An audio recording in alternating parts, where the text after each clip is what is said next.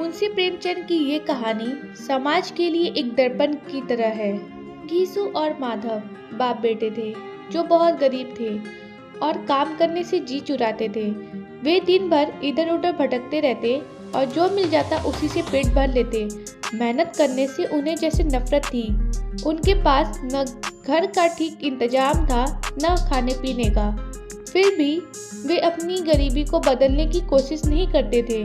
माधव की पत्नी बुधिया गर्भवती थी और उस रात वह प्रसव पीड़ा से तड़प रही थी। झोपड़ी के अंदर वह दर्द से कहरा रही थी, लेकिन बाहर घीसू और माधव आग के पास बैठे आलू सेक रहे थे और अपनी भूख मिटाने में लगे थे।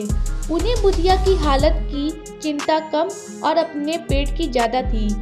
वे उसके पास जाकर देखने की भी हिम्मत नहीं कर रहे थे, बल्कि अपने अपने तर्क देकर खुद को सही ठहरा रहे थे कि वे कुछ भी नहीं कर सकते।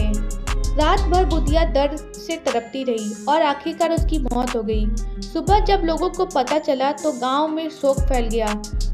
गांव वालों ने घीसू और माधव की मदद के लिए पैसे दिए ताकि वे बुधिया के लिए कफन खरीद सके और उसका अंतिम संस्कार ठीक से कर सके।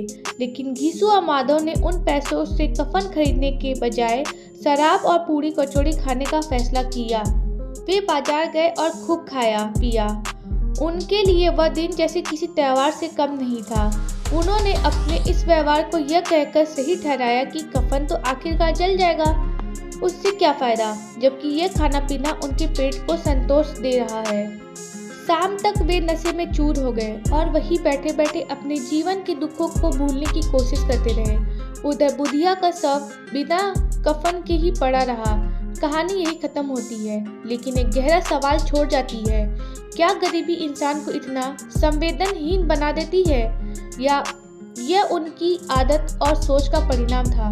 मुंशी प्रेमचंद की इस कहानी के जरिए समाज की कड़वी सच्चाई को सामने लाते हैं। यह सिर्फ गरीबी की कहानी नहीं है, बल्कि ये दिखाती है कि जब इंसान बहुत लंबे समय तक अभाव और दुख में जीता है तो उसकी सोच और भावनाएं भी बदलने लगती हैं।